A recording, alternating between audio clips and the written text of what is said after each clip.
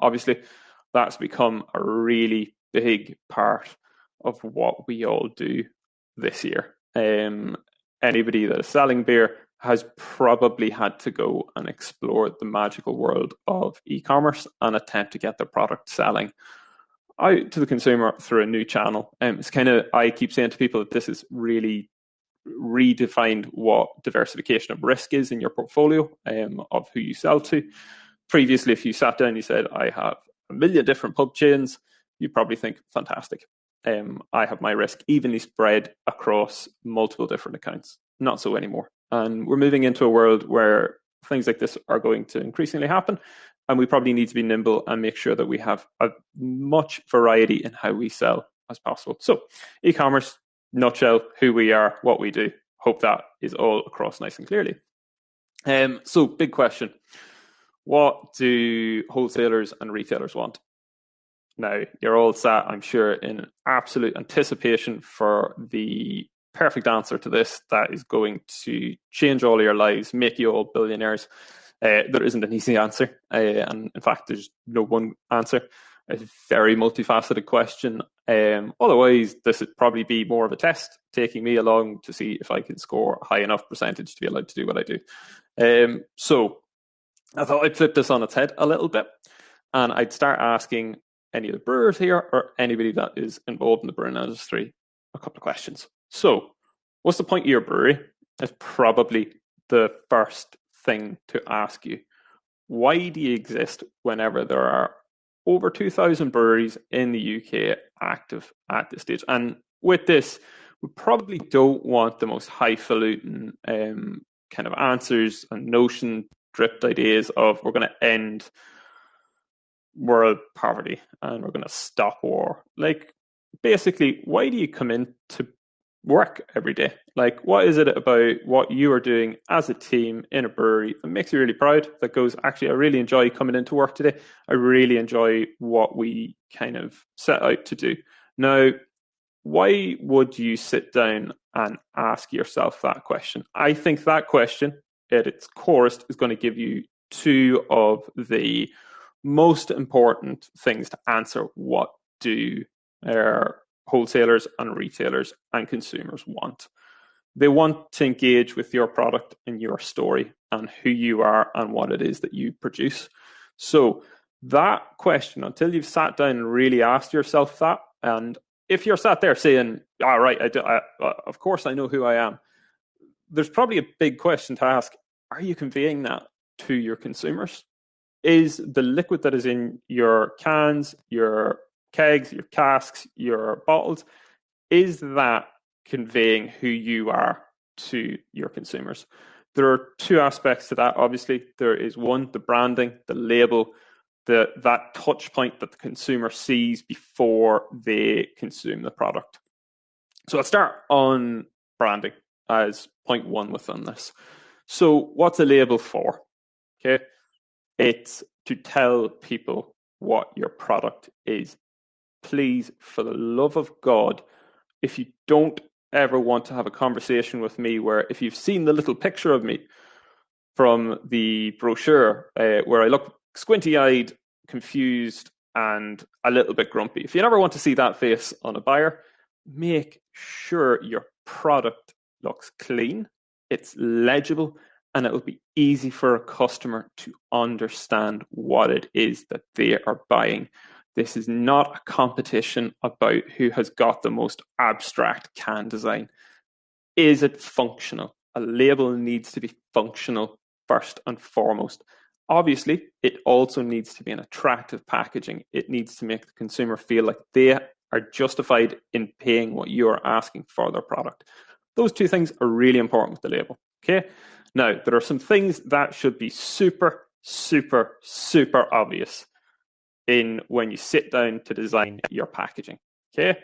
If your packaging is sexist, if your packaging is racist, if your packaging is derogatory to any group of people out there, bin that packaging and ask yourself some serious questions about why you are doing that. Beer is meant to be inclusive. You, by the very nature of putting your product out to market, want to retail to the biggest group of people possible. Why? Because you can sell more. So you can go and you can make sure that you can pay all the wages at the brewery and continue doing what you do. There is simply no reason to produce something that is excluding people from your product. And that's not really a discussion point where we can kind of come to a middle ground. That is essentially an ultimatum for the vast majority of purchasers out there. A lot of buyers just simply do not want to entertain products like that, and for good reason. So, big rant and lecture aside, what's the next thing? What's the ideal design brief for one of these products? So we've covered off that, should be legible, should be an attractive product, should obviously not exclude people from wanting to engage with your product. So what does that all boil down into? Well, one, I would say the ideal design brief shouldn't set out to emulate and be somebody else. And that's why at the beginning of this, I ask you, who are you? What are you? What is the point of your brewery? Like, why do you come into work? And what is it about it that makes you proud?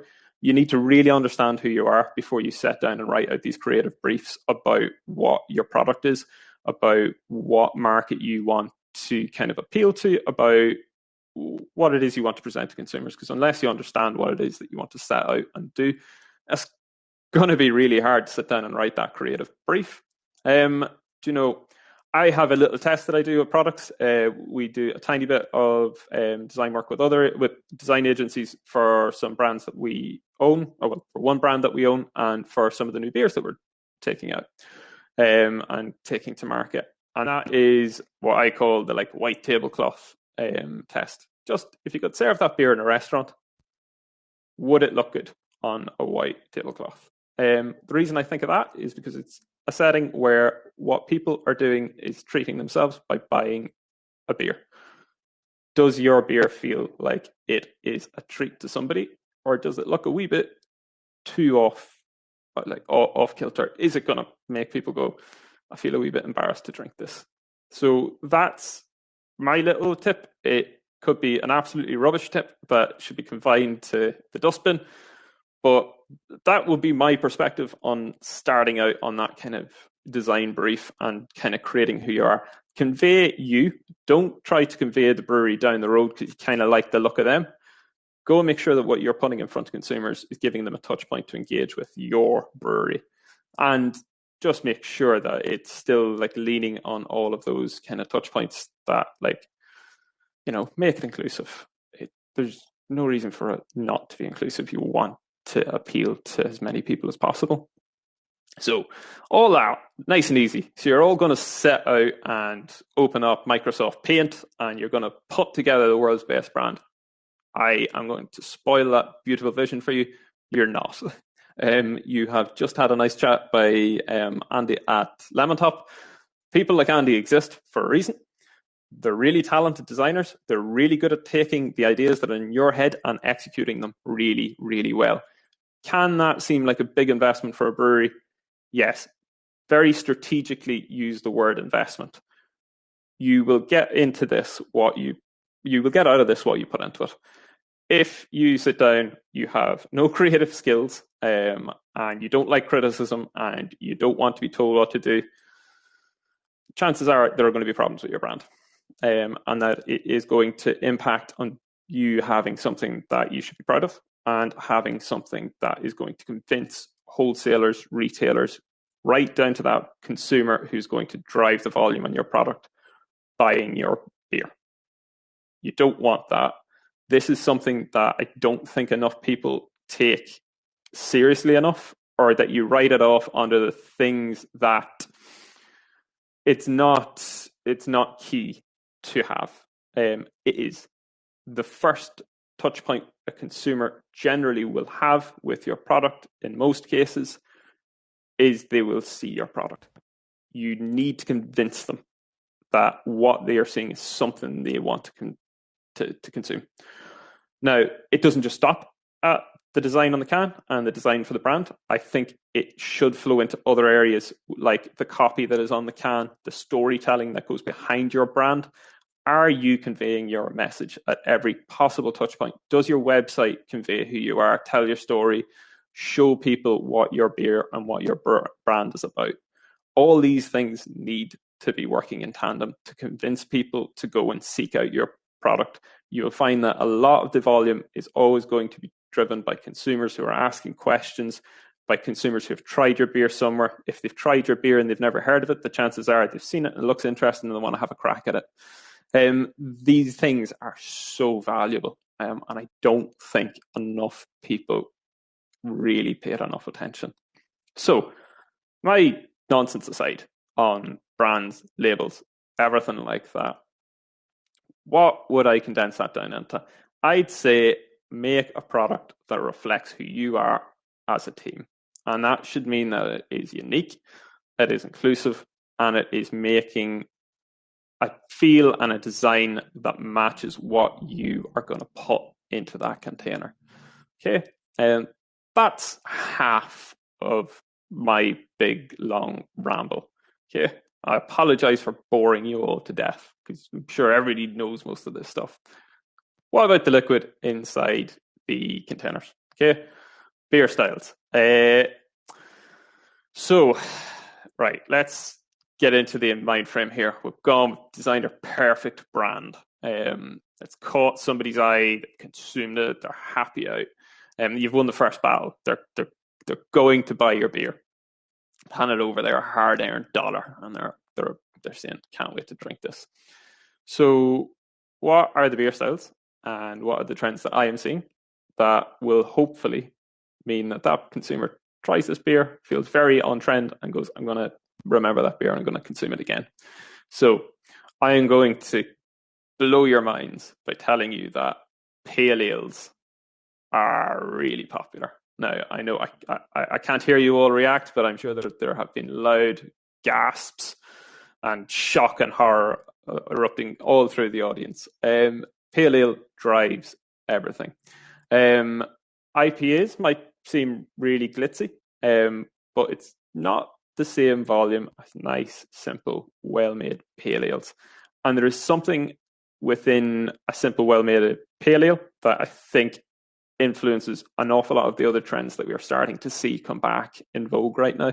So bitters, anything that allows drinkability is becoming increasingly popular. There's a little bit of a drive to it because we're all drinking at home right now, and you don't get the same thrill of having the big, high amplified beer in a pub as you might have when you're trying to do the washing, or washing dishes or cook the dinner. You probably want something that is sessionable. Circa that 4% ABV. I have a little bit of a range that I'll talk about in terms of ABVs where there is a sweet point. If you take a step back and look at the styles that are really performing right now, European lager's gone bananas. Lager in general is reclaiming territory, even within what you could call craft. They're all beers that people feel encouraged to consume maybe 2 of, maybe 3 of. So think about that kind of aspect. Why drinkability? What's important about that for me? I think it's the kind of rule of less is more. Big high octane beers, yes. If you live in a little Facebook forum, I'm really sure that they are cool, trendy, and everybody's talking about them. There's probably about 10 people in the forum. Doesn't really drive the volume. They are important beers, and I'll come to them later. But less is more, allowing people to be in a position to responsibly consume an extra beer. Obviously, if you sell more beer, that is good. I'm sure everybody gets the idea about why that would be good. If we can sell more beer, more money. Great, more sales, fantastic. Good, I'm glad I'm taking you all along here. I'm assuming I'm taking you all along here on this journey. So there's something about less is more that I want to touch on. There's 2 aspects within it. One of the products that I have seen perform way beyond my wildest dreams is a micro pale, sat at about 2.8% ABV, doing really, really wonderful things for us. It seems to be something that drives organic traffic. People come out searching for the beer. Why do I think that's interesting? One, a lot of people will say that low ABV stops people selling beer. I don't think so. I think the other aspect of it as well, that alcohol free is the next big thing. I kind of slightly struggle to see that happening. I think there's a fundamental behavior that you need to bridge with people, or you need to accept with people. If you go to open a beer and have a drink, your behavior is that you want to have a drink. But a lot of people do have lives to get on with, and you can't sit down and consume big, high ABV beers.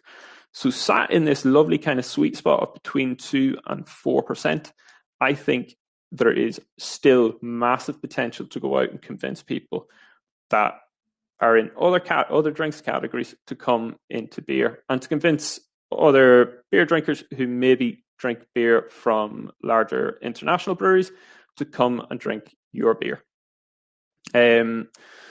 So, right, I've completely derided alcohol-free within that, and I'm going to come on to alcohol-free. It is actually a category that you should be paying attention to.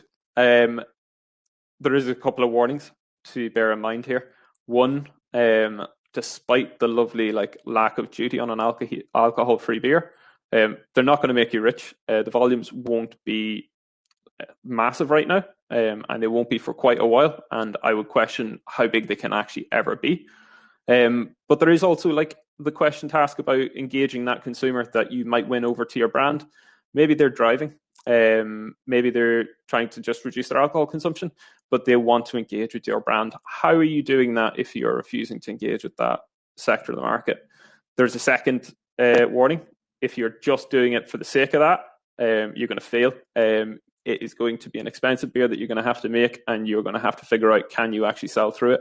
If you feel that you can make a really good alcohol-free beer, you should go and do it. If you feel that you're just doing it for the sake of it, don't go out and tarnish your brand. So I would say alcohol-free is an interesting area. It's an area that wholesalers and retailers and consumers are interested in, but it comes with a lot of caveats. I think it's a tough one to do right, and unless you're confident of doing it right, I would advise steering away from it, because you just end up brewing beer that goes off and has to be poured down the sink, and nobody likes that. So making all these beers, they don't magically grow on a brilliant beer tree. We have got ingredients, and we have got a really exciting thing, I think, in that local is in case you didn't realize, people like local produce. So we have got in Britain and Ireland some of the best malt in the world, and in the south of England you've got access to some absolutely wonderful hops. These ingredients are actually coming back into vogue. They're still massively underappreciated, and I would be recommending seeing, do these ingredients fit with your brands? If they do, you should go and you should start exploring it and talking to people about securing your kind of contracts for the years, and figuring out, can you manage enough scale with the ingredients that are available to you. They're great ways to tell stories. They're great ways to go and get people interested in what you do. Other categories are fantastic at it. In beer, we're a wee bit crap at telling people about where our organic materials come from and putting them into beers. I've touched on it, local. Local is super in right now. If there is a region where there's a wholesaler that you want to work with, look at their portfolio, look for the brands that are local to them, and go and collaborate with those people. Go and produce beers, get that brewery to come to you and make something interesting. It is a case of all boats rise together. Get them, do the same in reverse.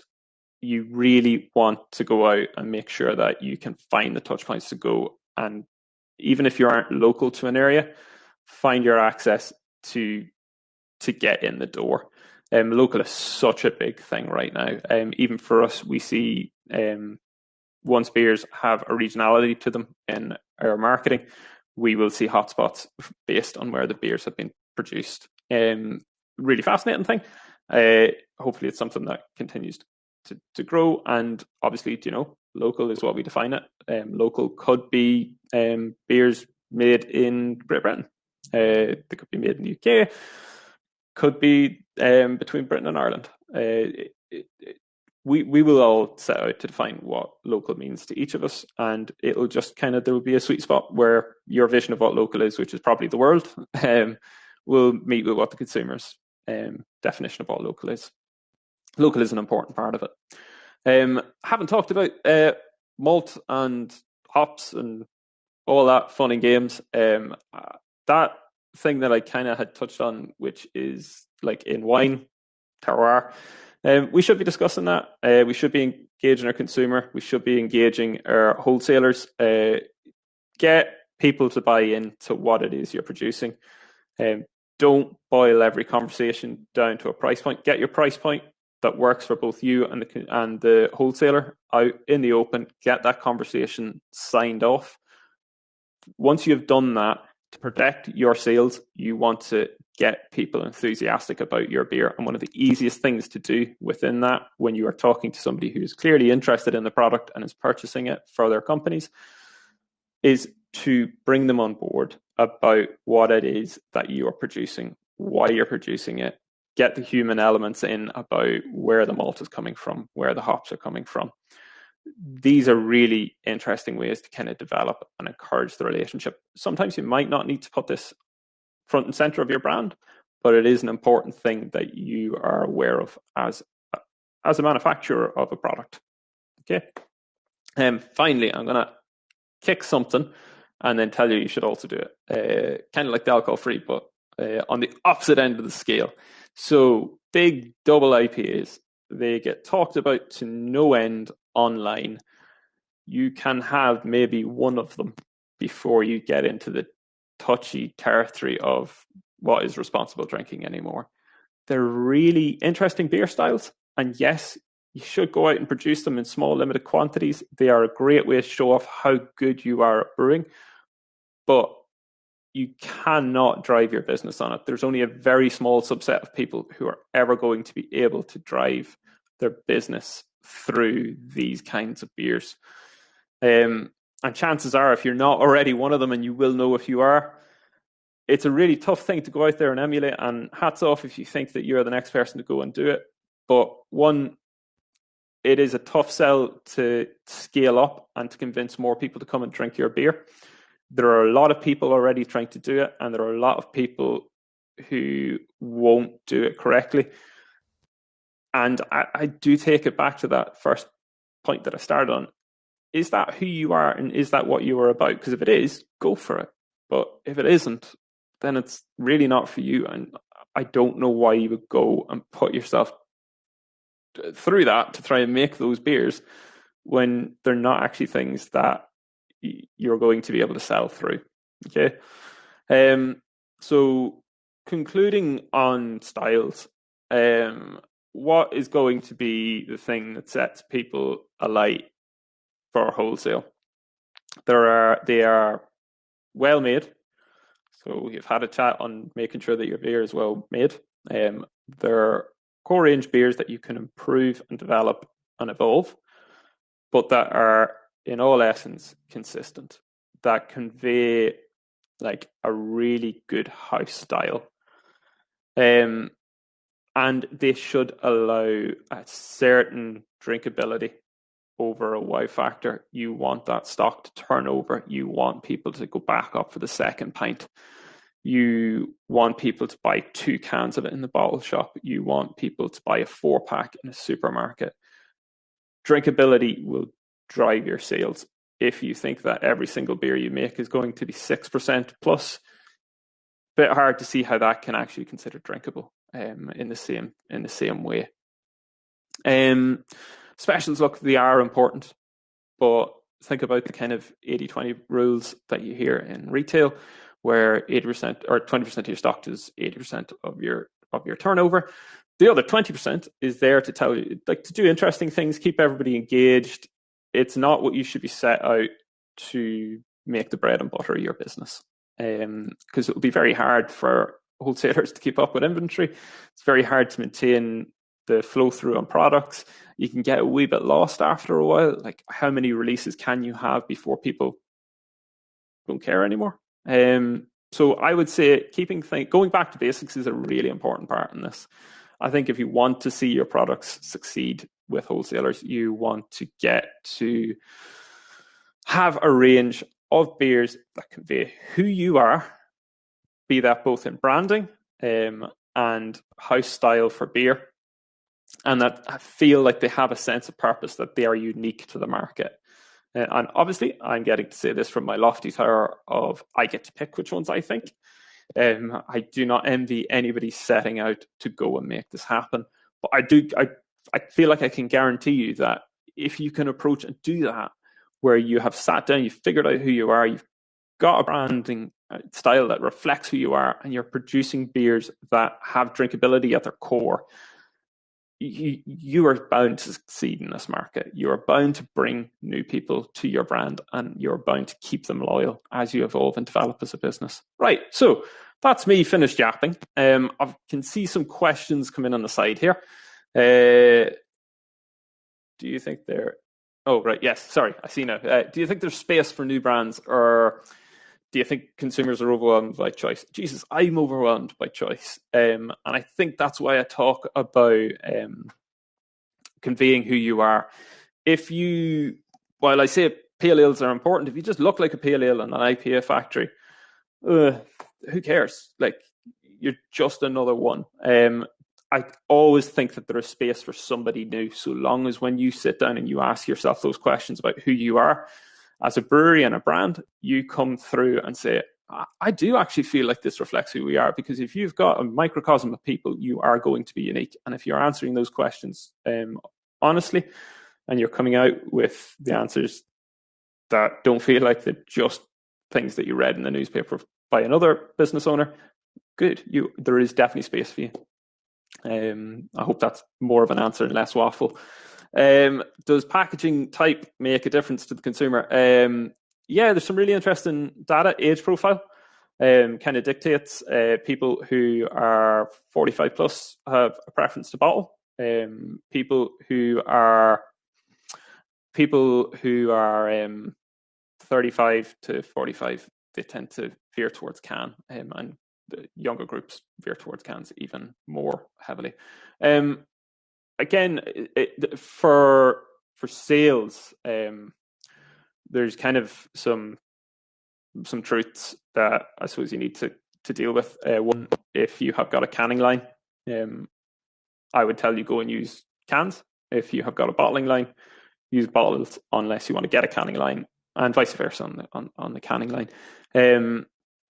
With cans, there are obviously operational benefits. Warehousing in the UK is not the easiest thing to come across right now, where it works for your business.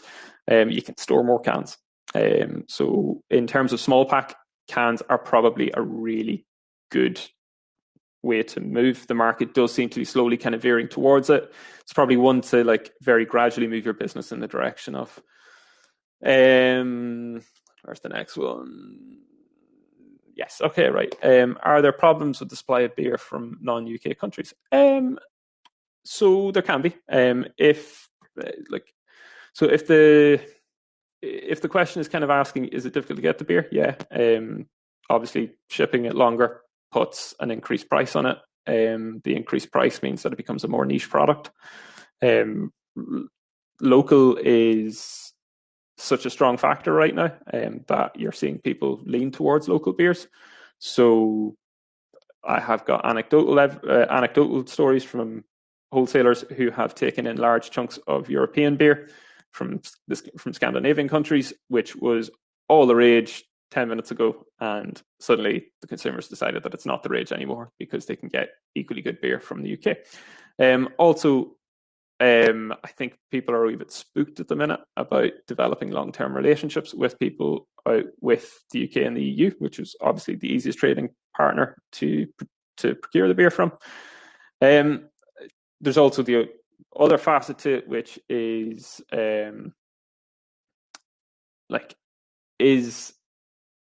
is non-UK beer competing with UK beer? Obviously, it does. I do feel like if you're a UK brewer and you're producing good styles of beer and you're conveying your message well, you have an intrinsic advantage above those breweries. Does that answer the question? I tend to tangent around questions. Give us a thumbs up if it answered the question. Brilliant, excellent, fantastic.